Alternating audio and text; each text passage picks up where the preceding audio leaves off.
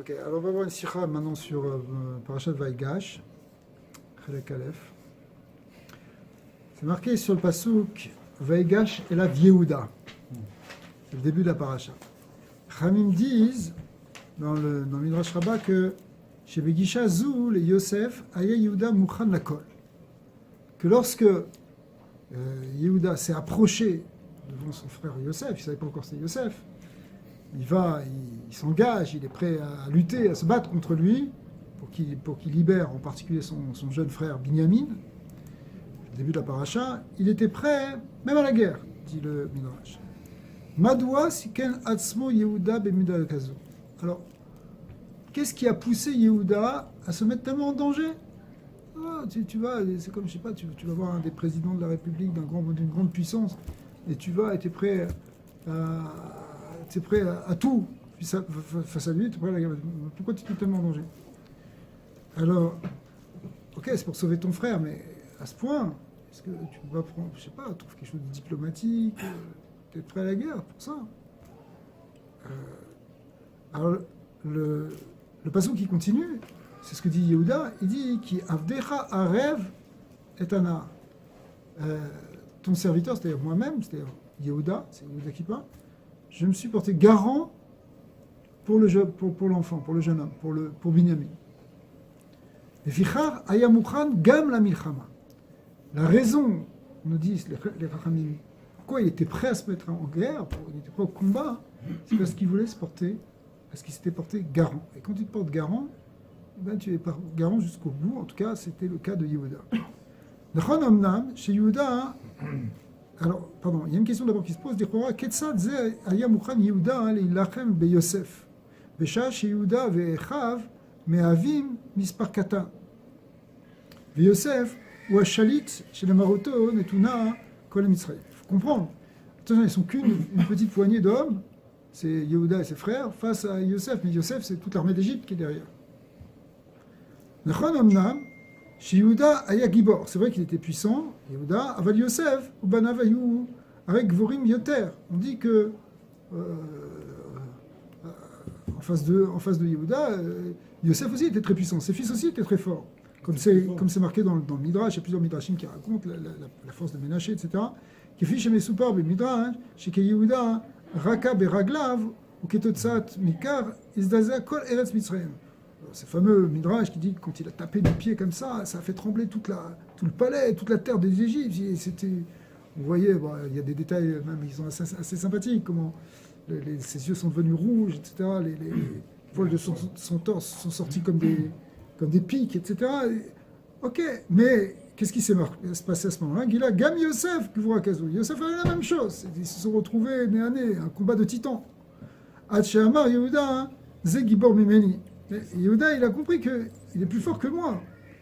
Erze Efo Ayamukhane Ilachem Negdam. Alors s'il a compris qu'il était plus fort et qu'en plus de ça, il y a toute l'armée d'Égypte derrière, ok, ils sont forts, ils sont grands, mais comme ils sont beaucoup plus forts que toi. Alors finalement, pourquoi tu es quand même prêt à la guerre? Pas de sens. Aratam leka ou biglal aouvda chez Yehuda natal al shichmo et achariyut leatzig et binyamin lifnei Yaakov. En fait, cette force qui venait à Yehuda, c'est parce qu'il avait pris sur lui, il avait pris cette charge sur lui, sur ses épaules, de ramener Binyamin à Yaakov. Étant donné qu'il s'est porté garant, alors, comme il avait dit, qui avdecha arev et anahar, are les marot sheshar echav nisharim b'chaim ve'shlemim, masar nafsho avur yeled echad. Alors, pour un enfant, c'est ça qui est intéressant, parce que il aurait pu dire, bon, ok, on ne ramène pas Binyamin, mais quand même, on est quand même 10 frères. C'est pas si mal, la famille est encore... la majorité de la famille est bien, on va revenir tous en pays de Canaan. Et ok, on aura perdu Binyamin.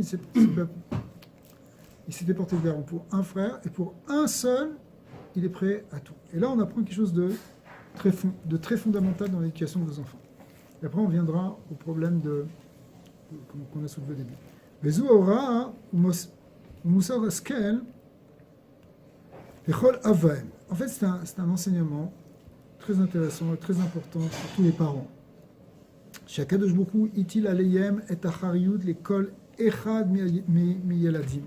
miyal deyan. Akadosh Baruch Hu, il a donné une responsabilité aux parents pour éduquer chaque enfant. On ne peut pas dire qu'on va en laisser un de côté. Shem tzrichim limsor nafsham afilu avur yeled echad. Et même pour un, on va être capable nous aussi de faire mesirut nefesh et de se dépasser, de s'engager complètement, de faire abnégation de soi-même pour n'importe quel de nos enfants, même un seul. Shelo yira lo et asher lo tsarir likrot le'el yehudi. C'est une belle formule pour dire que il n'y arrive pas la formule littérale, c'est pour dire qu'il n'y arrive pas quelque chose qui ne devrait pas arriver à un enfant juif. Validé, mesirut nefesh à la chinu rabbanim ve'a banot. Lorsqu'on fait mesirut nefesh pour nos enfants, garçons et filles, al Torah HaKodesh, pour leur enseigner selon leur enseigner la Torah. Magim, l'amour besium aparasha ve'ifru ve'yirbu meod, que ils vont se multiplier, ils vont se fructifier, multiplier beaucoup, ad meod. Ça veut dire que il y a une grande bracha si on s'occupe de chacun de nos enfants. C'est important de le rappeler, on n'aura jamais fini assez de le rappeler, parce qu'on vit dans un monde où on a tendance à laisser nos enfants de côté, à dire bon, ils sont en train de jouer, c'est pas moi sur mon ordinateur, mon téléphone, ils ont leur téléphone, et ils vont apprendre des choses comme ça. Non. Ce qui est demandé, c'est mamash, mais c'est autre nefesh pour chacun de nos enfants, et qu'on prenne du temps, même si on ne doit pas dormir, même si on doit se dépasser financièrement, mais il y a une yann comme ça de les amener, et dans un chinour, al Torah HaKodesh, c'est-à-dire un chinour qui suive évidemment la Torah, les mitzvot et la Kedusha. Alors, à la suite de ça, c'est écrit plutôt vers la fin de la paracha, Vet Yehuda shalar lefanav. Au moment où après, on est vraiment à la fin de la paracha, après que Yaakov ait retrouvé Yosef, il n'a pas encore retrouvé Yosef, pardon, mais que les fils de Yaakov se soient reconnus avec Yosef, et qu'ils se soient embrassés, etc., et puis que finalement, ils sont repartis chercher leur père. Alors, c'était comme une résurrection pour Yaakov, et de savoir que Yosef était vivant. Et il a décidé effectivement d'aller en Égypte, comme selon l'invitation de Yosef, où ils seront bien, ils vont être nourris, ils vont avoir tout ce qu'il faut, alors que c'était encore des années de famine ailleurs. Eh bien, il prend la décision, au départ, avant de partir, d'envoyer en premier Yehuda. Yehuda est parti, non pas en explorateur, mais il est parti en avance par rapport à ses frères. Et pourquoi Rachid dit, au nom du Midrash, les Taken lo bet Talmud shemisham tetse ora. C'est pour construire en fait une maison d'études d'où va sortir l'enseignement, la Hora, l'enseignement halachique. Chez Keshetziva, Kadosh Baruch Hu et Yaakov, la Redet le Mitzrayim, Daag Yaakov Tchila, les Fanav, chez Tiena, Sham Yeshivot. En fait, le premier souci de Yaakov, c'est de dire en avance, avant tout, la première chose qu'il s'est soucié, c'est pas de savoir est-ce qu'on va avoir une bonne maison, est-ce que ça va être trop ensoleillé, est-ce qu'il y aura de l'eau à côté, est-ce que ça va être bien, c'est trop près de la ville, est-ce qu'il y a un grand magasin, est-ce qu'il y a un terrain de golf à côté. Non, la première chose qu'il s'est demandé, c'est de savoir est-ce qu'on va pouvoir étudier la Torah comme il faut. Il n'y a pas de yeshivot, on va la construire en premier, il faut qu'on construise une synagogue, il faut qu'on fasse un mikvé, il faut qu'on fasse ici, d'après le Midrash, il faut qu'on fasse une yeshiva. Alors, c'est quoi chez Tiena Sham Yeshivot? Les marot Shakadosh Baruch Hu ifticho chez Lavé Auto. Pourtant, Akadosh Baruch Hu lui avait promis que lui-même, Dieu, allait accompagner Yaakov dans cette descente en Ri. Anochi ered imcha Mitzrayma v'anochi elecha gamala. Moi, je vais descendre avec toi et je remonterai moi aussi avec toi. Je te promis que c'est vrai que tu vas descendre en Égypte, tu vas descendre en Galoute, mais la présence divine sera avec toi et elle remontera avec toi. Ishtadel Yaakov le'achin lefanav ben ken yeshivot. Malgré tout, il a voulu Yehuda, malgré cette promesse divine. Il sait que Dieu sera avec lui. Donc il y aura la présence divine, il y aura la Shrina, mais lui, c'est sa responsabilité d'envoyer d'abord son fils pour construire les yeshivot. Virak az alar le Mitzrayim im Akadosh Baruch Hu. Et là, il va avec Akadosh Baruch Hu en Égypte. Mishum she ayeshivot en yesod kiyum bnei Israël. Parce que les yeshivot, c'est le fondement des bnei Israël. Ayeshivot, ça c'est très important. C'est-à-dire qu'on peut rentrer dans un monde de travail, dans un monde de chol, un monde qui s'appelle Mitzrayim, encore pire, de galout. Mais ce qui va maintenir le clan d'Israël dans le galout, ce qui va lui permettre de tenir, c'est les yeshivot. Même à un niveau particulier, à un niveau individuel. Quelqu'un, il doit travailler, mais il doit avoir aussi un céder d'études. Si, je parlais tout à l'heure du risque de se faire absorber par ce monde du travail. Il y a quelque chose qui est fondamental, c'est que les fanables, avant ça, devant lui, en priorité, tu dois mettre ton étude de la Torah. Voilà, ça, on arrive bientôt. Cette semaine, il y avait un grand événement mondial dans le peuple juif, qui est ce qui s'appelle Sioud Hachas. En vérité, le Sioud, c'est le véritable, c'est Shabbat, mais et mercredi, ils ont fait un grand iroir, un grand événement à New York. Il y avait, dans un stade, il y avait 90 000 personnes. Et ça va être un risouk pour nous tous. Peut-être de prendre sur soi de faire d'Afayomi, ou en tout cas d'être mitrazek dans l'Imoud Torah. Il faut avoir un seder de Torah, il faut avoir un seder yomi, quotidien. Hein. J'entends, mais chaque jour.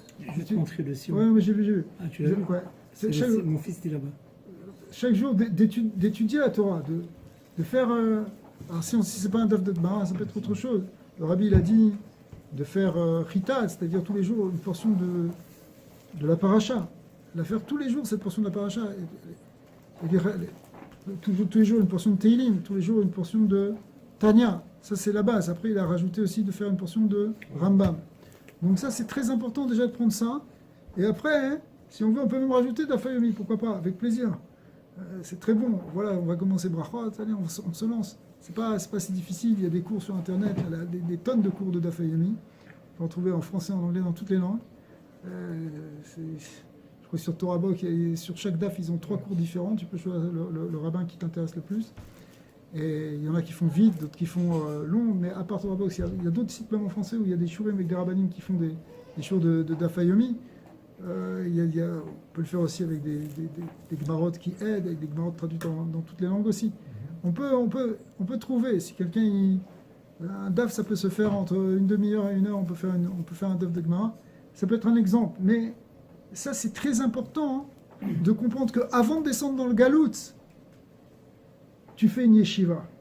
Et tu fais une yeshiva à ton niveau. Toi, tu ne veux peut-être pas construire une yeshiva. Tu vas participer financièrement faire une yeshiva. Ça aussi, c'est une mitzvah. Mais tu vas faire ta yeshiva à toi au sens où tu vas être yoshev, tu vas t'asseoir pour l'an. D'accord? Pour étudier. Ça, c'est l'idée de base. D'ailleurs, au Sion Hachas, ils ont mis il y avait un présentateur, il a pris 1 minute, il a arrêté tout, parce qu'il y avait un jeune garçon avec lui qui, à l'âge de 7 ans, si je ne me trompe pas, ils ont trouvé une tumeur au cerveau, le pauvre Valeno. Il a été voir, je pense, le fils de Rav Kranevski pour demander une bracha, et il lui a dit, étudie la Torah et fais un sioum, et ça t'aidera. Et ce fils, d'une chirurgie à l'autre, il l'a emmené en Floride, des traitements difficiles et faciles, et des difficiles sans arrêt, fatigants. Mais tous les jours, il avait cette triote avec son père, il étudiait un petit peu. Des fois, après une opération, c'était que 5 minutes qu'il pouvait, des fois, c'était plus long. Et voilà, au Sion Hachas, il a fini Masechet Brachot à l'âge de 10 ans. Et il a dit comme quoi ça pouvait amener des choses extraordinaires. Pour montrer qu'il n'y a pas d'excuse pour ne pas... C'est ça veut dire, c'est un enfant déjà. Il n'est pas tour d'étudier la Torah, c'est juste la petite de Chino, mais en plus il passe par des maladies aussi difficiles que ça, et pourtant il arrive à finir une Gemara. C'est-à-dire que nous, on va trouver, malgré nos contraintes et le fait qu'on soit beaucoup pris dans la journée, on peut trouver du temps pour faire ça. On peut s'attacher. Alors, en fait, c'est yeshivot, écoutez bien. Donc, la dernière fois, ce qu'on avait dit, c'est que c'est le Yesod Kiyum Bnei Israël. C'est le fondement même de ce qui maintient les enfants d'Israël. Notre fondement, c'est le Limud Torah. Et regardez bien, parce que les yeshivot chez Yasad Yaakov Avinu, Itkaimu Bechol Mesher Hazman Shayu Bnei Israël Bemitzraïm.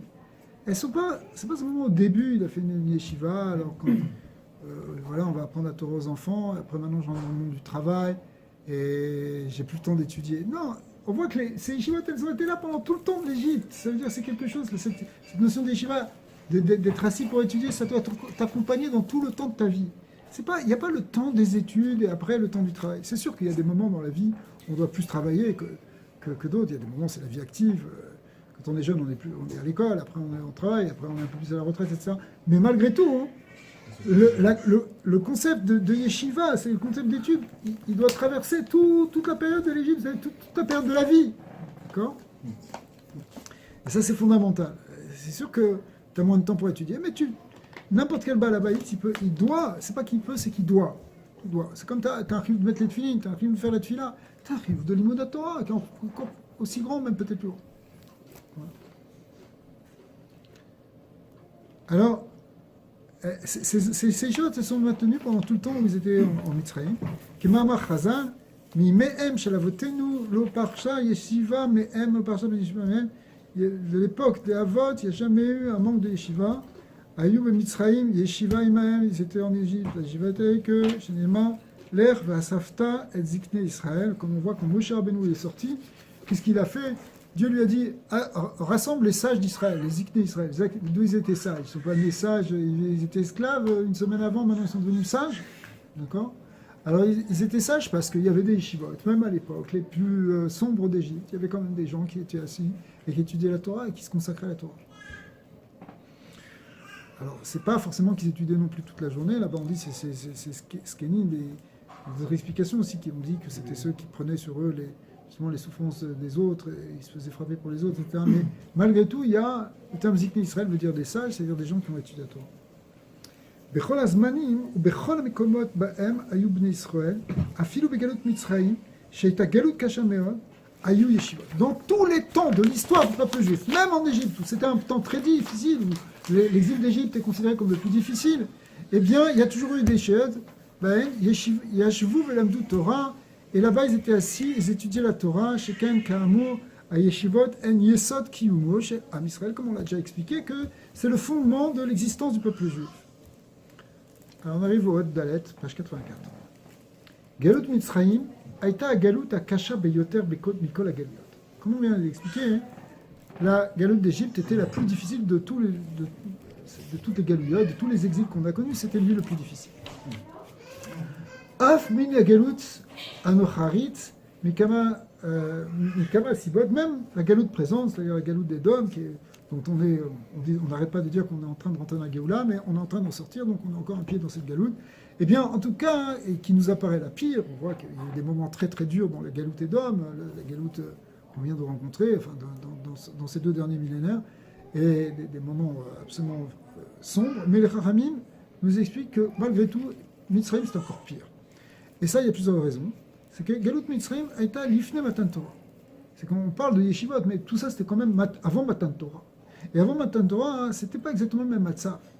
Et Inki, Gam Azlam du Torah, même si on a dit qu'ils étudiaient la Torah, qui fit chez Mouvan, Bemar Hazal Rabim, où on voit de plein de Chazal, où on voit qu'ils étudient la Torah, même dans ce qu'on a vu avant. Bichlal Amarze, Atzmo, Shel Mimem, Shel Avotenu, Le Parshal Yeshiva Mehem, comme on voit effectivement de ce Chazal qu'on vient de dire qu'à l'époque des Avot, il n'y a jamais eu un moment où il n'y a pas eu de Yeshivot, même en Égypte.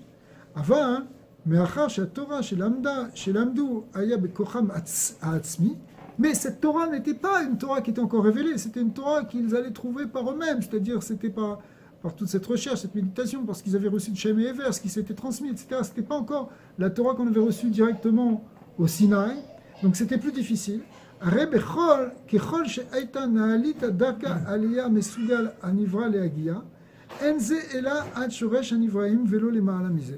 Et bon, on explique dans le Mamarim de Chassidut que cette Torah, elle te permettait d'arriver à un certain niveau, qui est le niveau, en fin de compte, de ce que tu es, du chorage des créatures. Tu peux arriver jusqu'à l'élévation spirituelle où tu comprends l'homme dans ce qu'il est dans son essence, mais ça ne permettait pas d'aller au-dessus de ça. Donc il y avait une certaine limite, malgré tout, dans la Torah qu'on avait, dans l'étude de la Torah, qui étaient en Égypte. C'est quelque chose qu'on peut comprendre, c'est-à-dire qu'ils avaient une Torah, mais qui n'était pas encore une Torah, ils n'avaient pas encore la shlemut de la Torah. Donc en ça faisait que c'était plus difficile. Parce que,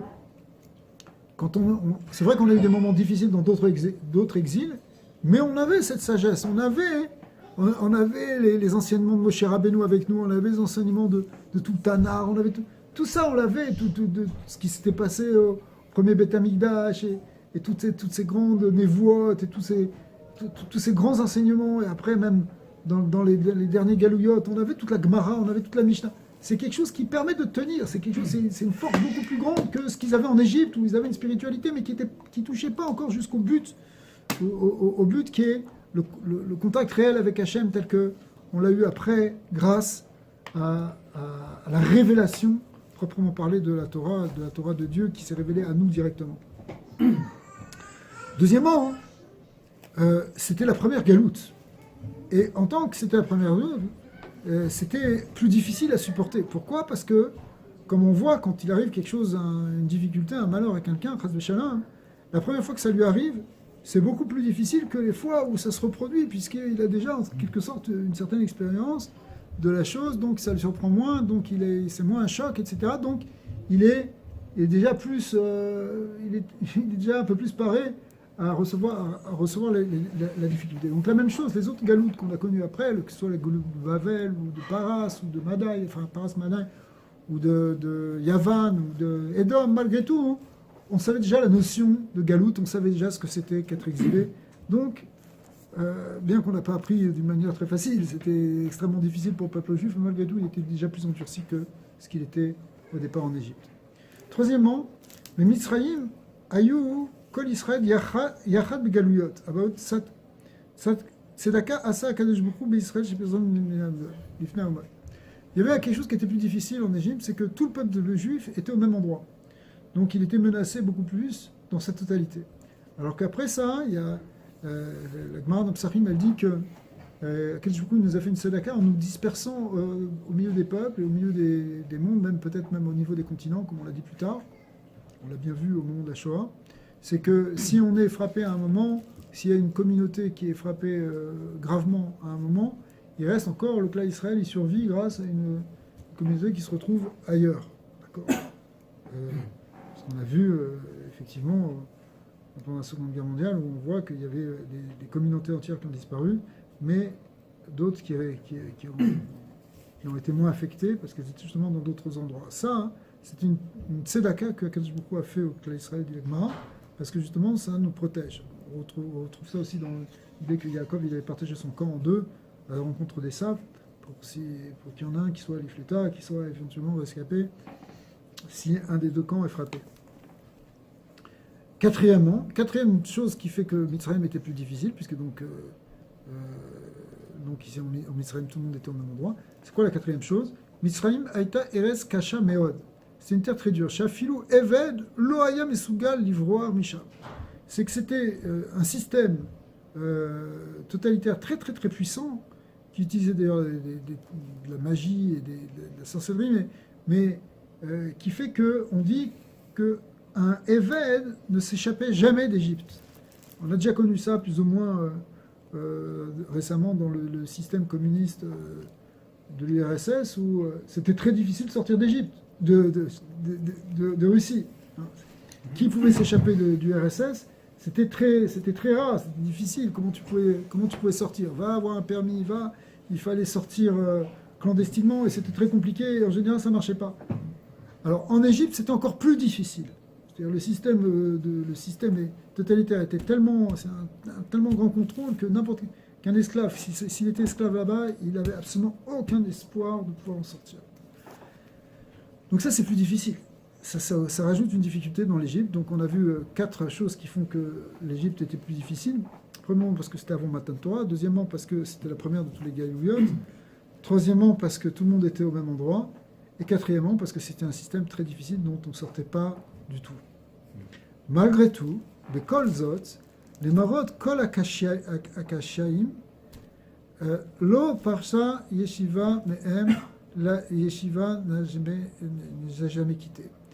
Tamid Ayu Yeshivot Ba'em Yeshivot Shelomim Torah. On voit qu'il y avait toujours des yeshivot qui étaient là, malgré toutes ces difficultés. Donc le galout le plus extrême, on voit qu'il y a toujours eu l'étude de la Torah. Donc ça aussi, c'est un enseignement encore très fort, c'est que même quand c'est extrême, tout à l'heure tu parlais avant le cours du rabbi de Tush, on sait que lui aussi il a traversé des camps pendant la guerre, et malgré tout, il était toujours soucieux non seulement de faire du chesed aux autres, mais même d'enseigner la Torah. Hein.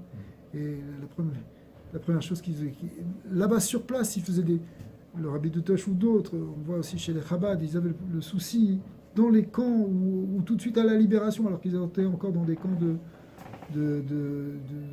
en attente de pouvoir retourner ailleurs, en Europe, ou en Israël, ou aux États-Unis. Ils étaient dans des camps provisoires, des camps de réfugiés. Qu'est-ce qu'ils faisaient sur place dans des conditions drastiques? Mais ils organisaient des khadarim pour les enfants, tout de suite il fallait enseigner aux enfants, etc. C'est-à-dire, même dans des conditions, si vous voulez, de précarité, de difficulté, de grandes épreuves, ceux qui avaient cette conscience-là, ils enseignaient la Torah, ils étudiaient la Torah, il y avait cette idée que on lâche pas une yeshiva, quelle que soit la situation. Et ça, on l'a appris de l'Égypte. D'accord. Gvar, alors on arrive au haut E, sur page 84, deuxième colonne. Gvar dover pa'amim rabot, she'en ha-Torah chas v'shalom sefer historia.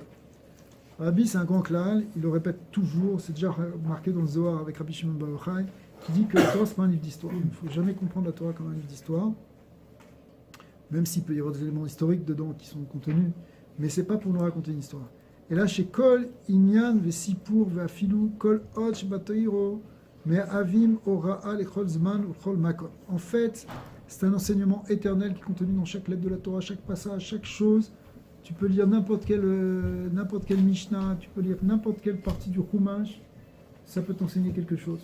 Même si, a priori, c'est quelque chose, une histoire qui s'est passée il y a quelques ans. En revanche, il ne faut pas le lire comme une histoire qui s'est passée. C'est maintenant que ça t'enseigne quelque chose. Et ça t'enseigne quelque chose à toi, dans l'endroit où tu es. Yesh kale atoani she'ata en azman matim lekim yeshiva. Certains disent, c'était surtout vrai, parce qu'on va dire, c'est une sifra qui date déjà d'il y a quelques années, où le monde des yeshivot n'était pas encore développé aux États-Unis comme il l'est maintenant, d'accord. Et même en Israël, c'était pas encore autant que ça l'est aujourd'hui. Mais il y avait à l'époque des gens qui disaient ça, et il y a encore sûrement des gens qui disent ça aujourd'hui.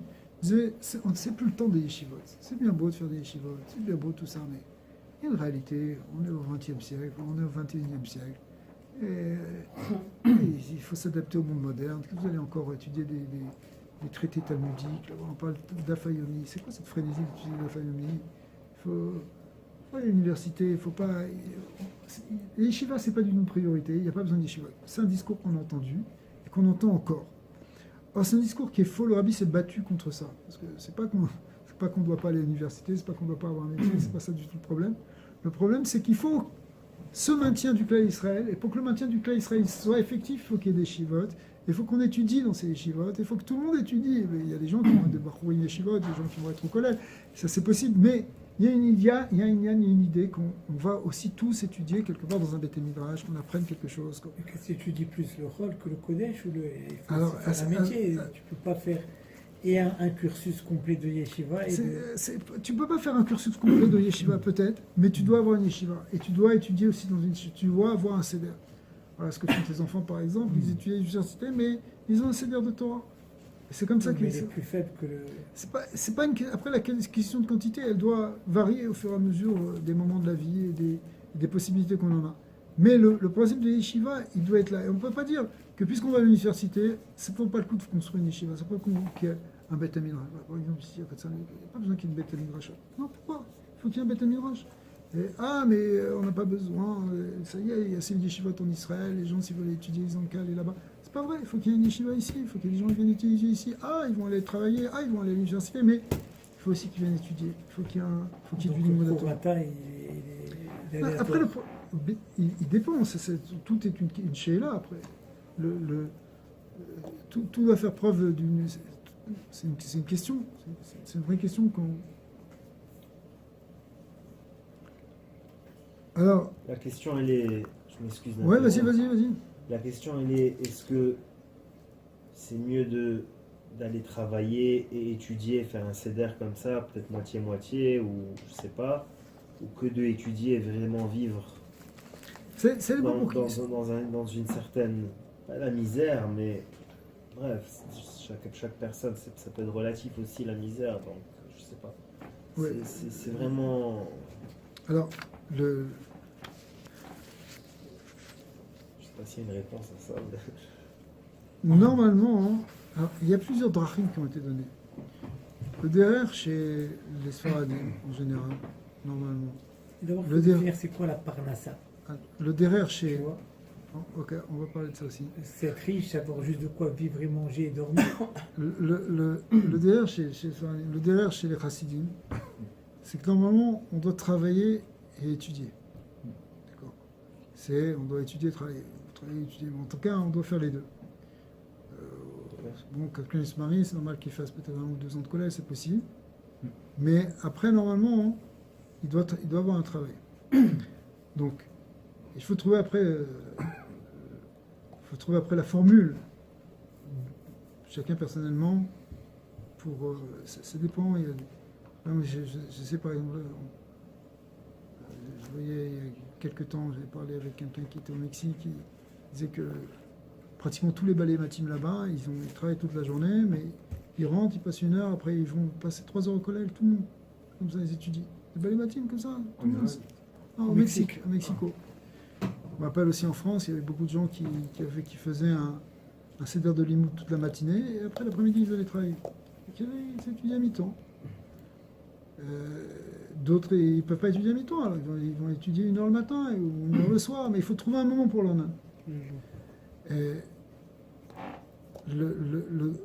Après, la question, c'est il y a certaines chitotes qui ont prévalu, chez les Itaïm par exemple, on pousse beaucoup à étudier le plus possible, le plus longtemps possible, le plus d'années possible, quand on peut. C'est une chita qui existe aussi. Après, la question de la parnassa ou de la misère, c'est une question sérieuse. La parnassa, c'est quand tu as, c'est avoir un toit et manger et dormir. C'est ça ce qu'on appelle la parnassa. Akadosh Baruch Hu, il met farnès à ta colle, il donne normalement à chacun quoi vivre. Maintenant, après, on vit dans un monde où on aspire à un peu plus. Et on a plus de besoins. Et il y a beaucoup de choses et aussi beaucoup de motarotes. On a beaucoup, si on réfléchit à toutes les factures qu'on a, il y a aussi beaucoup de factures qui se rajoutent par rapport à beaucoup de choses qu'on s'est rajoutées. Mais on n'a pas dit que c'était non plus interdit. C'est pas, au contraire. On veut qu'Akadosh Baruch Hu donne une parnassa, shefa, revar. Revar, ça veut dire que ça déborde. C'est pas simplement le strict nécessaire, mais un peu plus que le strict nécessaire, voire plus, etc. Et plus on a, plus c'est fait normalement pour donner. C'est-à-dire que le fait que gagner plus, c'est considéré par les maîtres que c'est Hachem qui nous donne une responsabilité plus qu'une faveur. C'est une faveur aussi, mais une responsabilité pour qu'on s'occupe des autres.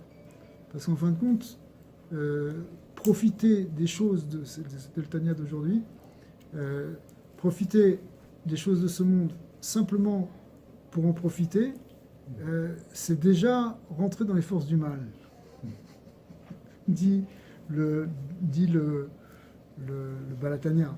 Il explique, parce que, et on parle bien sûr dans ça, pour les choses qui sont permises, parce que pour les choses qui sont interdites, c'est interdit, c'est sûr que ça rentre dans le côté négatif. Mais dans les choses qui sont permises, quand c'est simplement pour le kiff et pour se faire plaisir et pour les ta'anoug olamazé, ça nous fait descendre vers les clipotes. Sauf que comme c'était quelque chose qui était dans le permis, si on fait tchouva, on peut aisément refaire monter tout ça avec une bonne kavana. D'accord ? Mais malgré tout, il n'y a aucune idée de s'enrichir pour kiffer, pour profiter, etc. Tu peux profiter et tu peux kiffer si c'est les Shem Shamaim, si c'est pour prendre des forces pour étudier la Torah, c'est pour des forces pour mieux servir à Kadosh Baruch Hu. S'il y a cette kavana-là, même si tu manges un gâteau ici, pourquoi tu manges un gâteau ? Si tu dois avoir cette kavana, que c'est pour servir Dieu. Si c'est simplement pour servir ton ventre, c'est quelque chose qui déjà te fait descendre dans le gashmim. Pas seulement dans le gashmim, qui te fait descendre dans les forces négatives. D'accord ? Ça va loin. Mais en fait, c'est pas si difficile.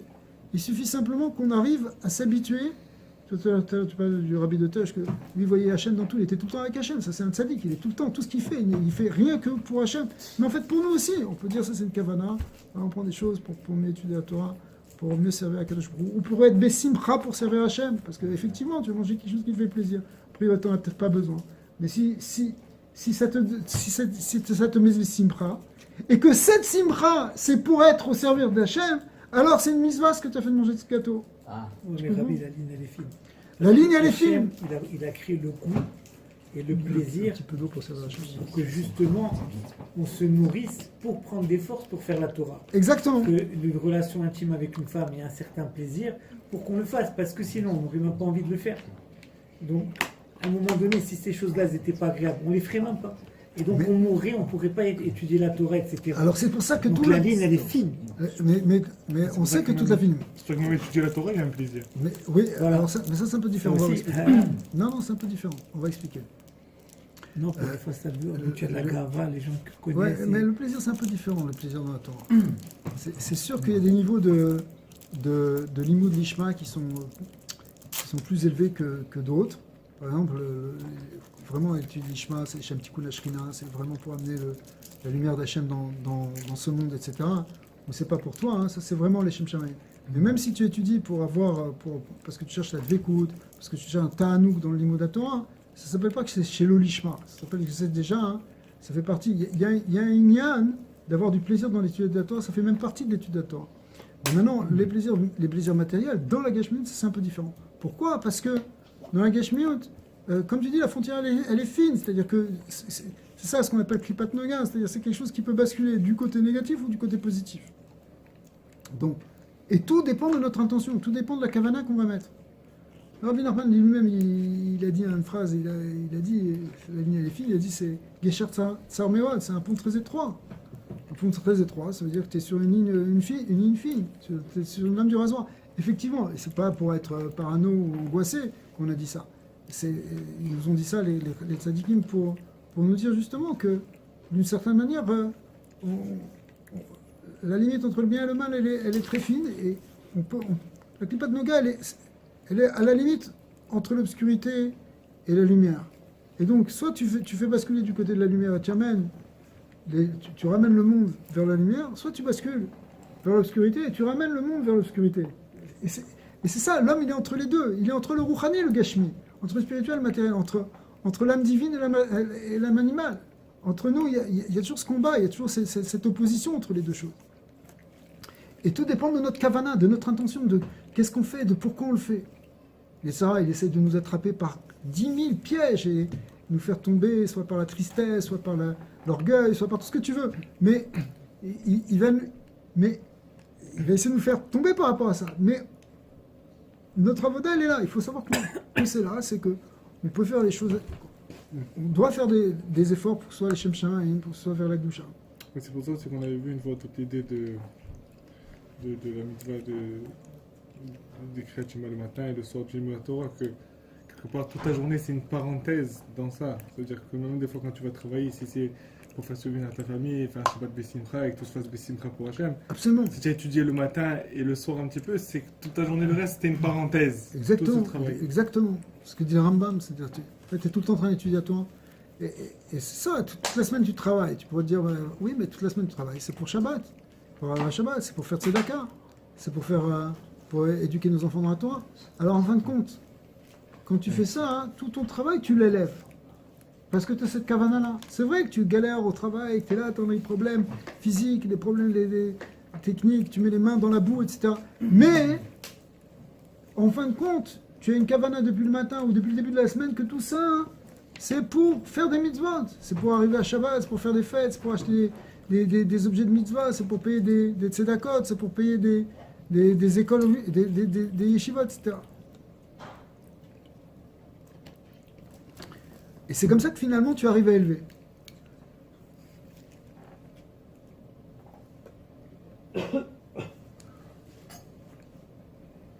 Donc, le rabbi nous ramène effectivement au-delà d'Égypte, c'est ce qu'on a fait déjà en fait dans l'explication qu'on a déjà donnée dans la Sira depuis le début, c'est-à-dire de ramener des choses à notre niveau à nous. Et il le ramène à un niveau collectif ici.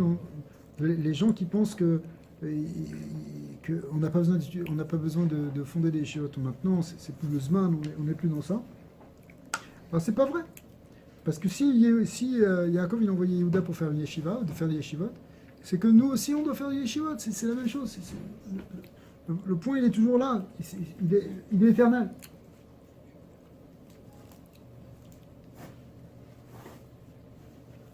Vav. ודבר ביחס להחזקת ישיבות. יש מי שטוען שאתה מצבו דחוק. Des fois, il y a des gens, quand il faut établir des yeshivot, ils disent mais je peux pas, c'est des temps difficiles. Dorek, Moav, Dorek Kis, c'est difficile pour l'esprit, je suis stressé. C'est Dorak au niveau du porte-monnaie, je suis stressé au niveau du financier.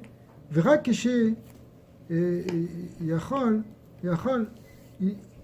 ישתה ויישן כל צורכו, pardon, כשיאכל וישתה ויישן כל צורכו, ויעבר לו כיסו, ייתן ישיבה.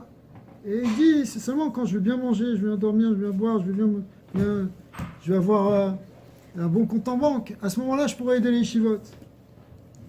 והבבצע מסירות נפש, וייתן את ילדיו לישיבה עד גיל 13 שנה. Et que là aussi, il pourra mettre ses enfants à l'école juive au moins, jusqu'à 13 ans, c'est déjà pas mal. Il faut faire la bar mitzvah, après c'est fini. D'accord? Non, l'Adam Zé, Yeshloma, il faut lui dire non. Mitzrayim eita galut kasha yoter. C'est vrai que tu traverses des moments difficiles maintenant, mais c'est rien à côté de l'Égypte. Afilu teven mishelaem loaya libide Israël. Même la paille, ils étaient obligés de la chercher. Toi, tu te plains que ça ne passe pas comme ça, et les fournisseurs, tout ça. Mais à l'époque, même la paille, tu ne pouvais pas l'avoir. Ouais, il fallait la chercher. Veya leyem leshotet bemedina zara lechapes teven beshat she anokshim amdu beshot al rosh ve'al aketef. Et ils étaient obligés d'aller loin pour aller chercher cette paille, alors qu'ils avaient sur eux des contremaîtres qui étaient prêts à leur mettre sur la tête et sur leurs épaules. Le Moadzon, Teven Mishilaem, Loyalaem, Aval Yeshivot, Irziku. Ils n'avaient pas de paille pour leur travail. Ils ne savaient pas, mais Yeshivot, ils soutenaient. C'est-à-dire, ils étaient dans un cas de grande misère, mais ils étaient obligés ils ont tenu le concept des Yeshivot.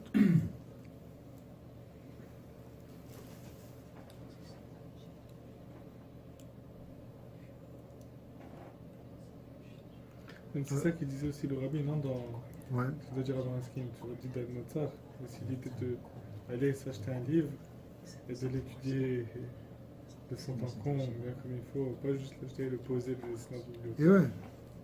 C'est ça le dit d'Adnotzar, c'est de ne pas gagner des livres pour les garder et dire. Bien sûr, c'est pas pour qu'ils soient poussiéreux, c'est pour qu'ils soient usés.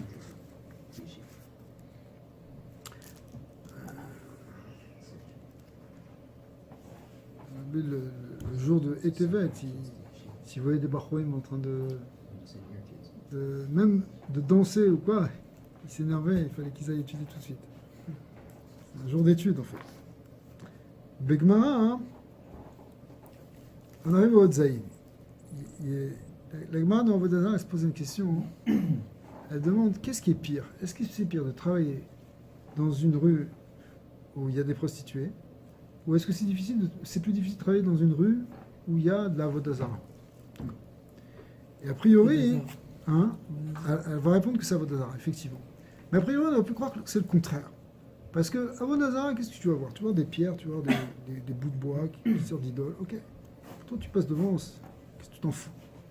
Peu importe. Tu fais pas Vodazara. Maintenant, un endroit où il y a des choses que tu ne dois pas voir, comme par exemple des zonotes, des choses dénudées, etc., ça c'est beaucoup plus problématique. Parce que tu le veuilles ou non, tu vas regarder, tu vas voir. Alors pourquoi hein, la Gemara elle a tranché que c'est plus embêtant de travailler dans une rue où il y a des idoles que dans une rue où il y a des prostituées? Pourquoi? Le regard c'est pire? Non. Alors, on explique en fait que il y a un rouard de Touma qui est établi par la Vodazara. Et ce rouard de Touma, hein, il est mashpia sur l'homme. C'est-à-dire quelque part, tu respires un air, tu prends sur toi. Il y a une ambiance, il y a une influence qui vient et qui Chas v'Shalom, peut rentrer en nous. Comme c'est Avir Ha'echov, Bo Shurot Ada'an She'en Zmanam Matim Le'Yeshivot. Alors aujourd'hui, dans les rues, il y a aussi une hashpa qui vient du monde, si tu veux, qui est, comme on a parlé ici d'une rue avec la Vodazara, ben dans le monde aussi, il y a un rouard qui peut être mashpia sur nous, qui nous dit, c'est plus le temps d'étudier la Torah, c'est plus le moment, on n'est plus dans tout ça, on n'a pas le temps, qui va encore étudier une Gemara alors qu'on est à l'ère d'Internet, on est à l'ère de Wikipédia, où tu peux apprendre surtout très rapidement. Qu'est-ce que tu vas apprendre des trucs en araméen dans un vieux livre, etc. C'est des termes il n'y a même pas de voyelles, il n'y a rien. C'est un truc que c'est. On imagine les vieilles. Vous savez, justement, tu parles avec les vieux, les vieilles époques où on voyait les enfants habillés en haillons autour d'une page de Gemara déchirée en train d'étudier. Mais maintenant, on n'est plus dans ça. Qu'est-ce qu'on va. On va étudier des vieilleries comme ça. C'est ça l'air du temps aujourd'hui. Peut-être pas formulé comme ça, mais il y a un rouard où tu te dis, je sais pas, par exemple, tu vois des gamins, on essaie de leur apprendre la Gemara à l'école, et ils disent, ok, la Gemara c'est bien, mais pourquoi je vais m'asseoir une heure étudier un truc avec une vache qui est encore un taureau, alors que, regarde, il sort en 2 secondes, il sort son téléphone, il a accès à tout ce qui se passe dans le monde, et à toutes les connaissances de tout ce qu'il y a dans le truc, il n'y a aucun intérêt pour lui. Qu'est-ce qu'il va... C'est vieux, il veut savoir exactement la dernière invention technologique du dernier téléphone qui vient de sortir, ça intéresse beaucoup plus que savoir qu'une vache a entourné un coraux. Si tu le dis comme ça, c'est sûr. Un rouard dans le monde, il y a un esprit dans le monde qui vient nous dire qu'on n'a pas besoin d'étudier la Torah. D'accord ? Et qui nous influence sur ça. Comme dans cette histoire de la Gemara dans Avodah Zarah, c'est dans une rue, il y a de l'Avodah Zarah, quelque part cette influence. Alors...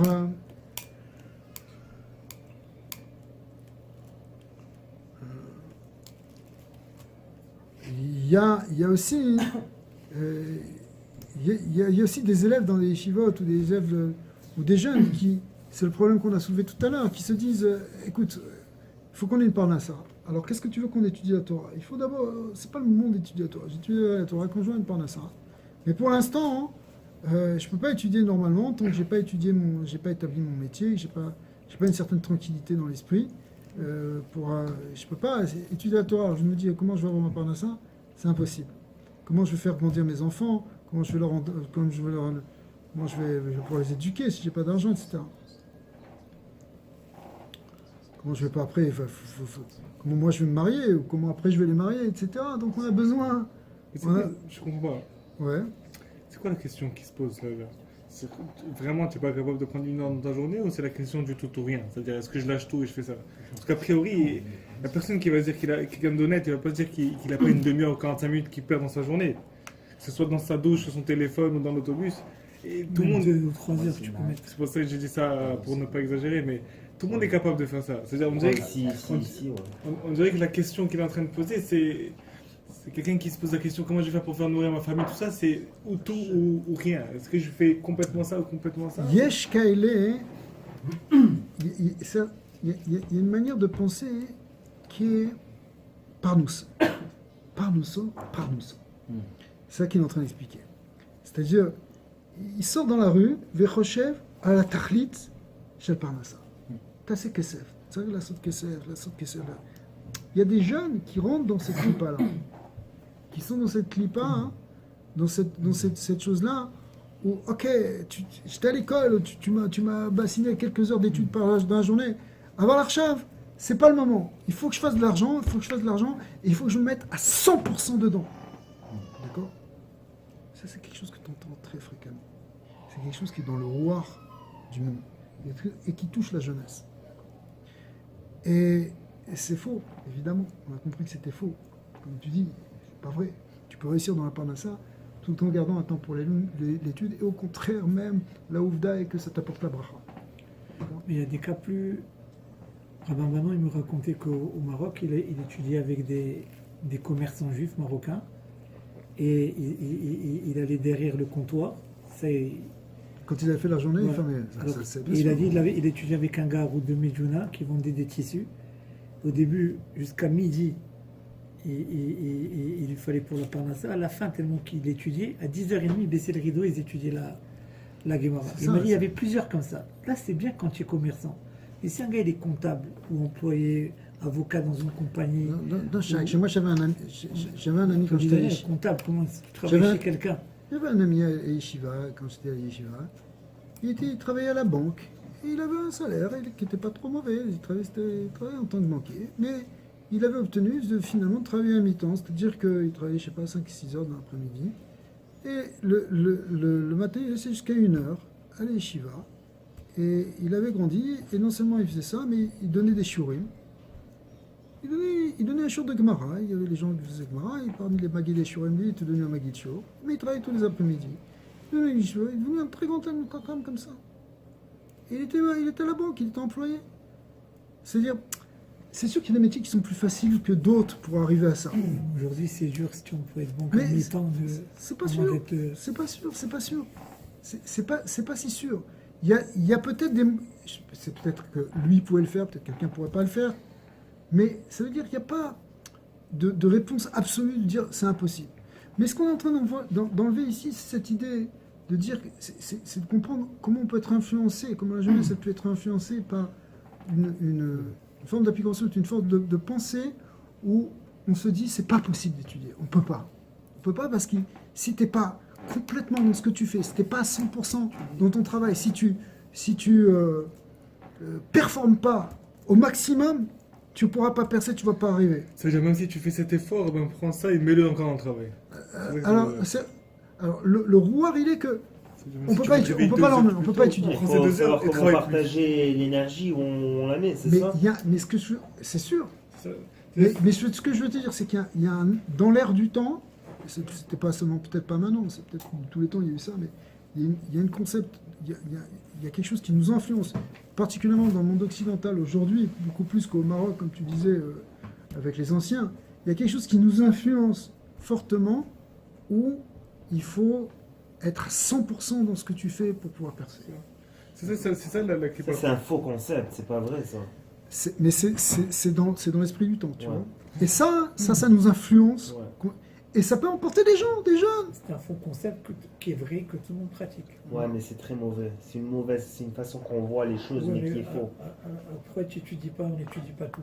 Donc, On il te- voit tous les... Toute la journée, on peut pas, non, mais c'est ça, évidemment. non, mais lui, Non, te mais- dit, tu non, peux moi- faire moitié. Non, ça peut aller jusqu'à moitié, mais ça peut être Honnêtement, 1 tu heure. C'est la qu'à moitié. Honnêtement, Oui, mais on le tu peux. fait pas. C'est- On le fait pas. Mais si c'est pas parce que mais parce qu'on est peut-être peut-être pris dans ce rouage.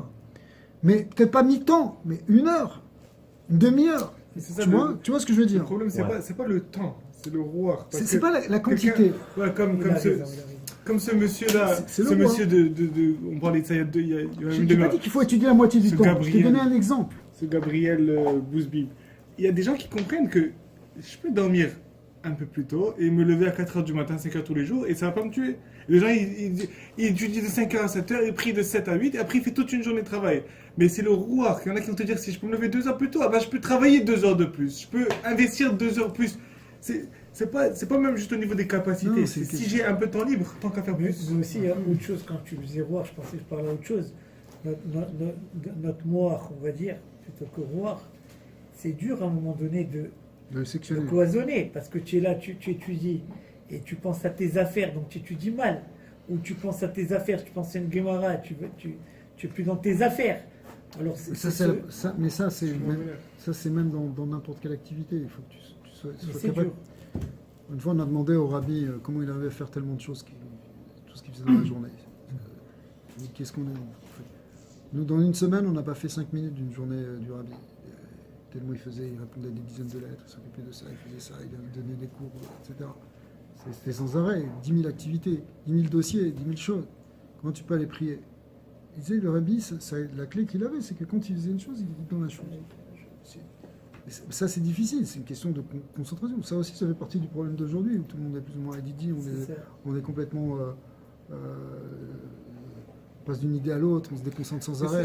je suis pas très d'accord avec ça, parce qu'il y a plein de gens qu'on côtoie, qu'on connaît, que c'est vrai que peut-être au niveau de l'étude, ils ont cette difficulté à cause de ce roi de mettre 1 heure, 2 heures. Mais quand ils prient le matin, ils prient le matin. Quand ils font une ra, ils font une ra. Mais oui. C'est juste, peut-être au niveau de l'étude que Ah, c'est plus dur. c'est- Parce que c'est pas Il y a seulement. il y a un Tsaras particulier au niveau de l'étude. C'est ça ce que je veux dire. Pourtant, il y a un Yetzara au niveau de la Tfila.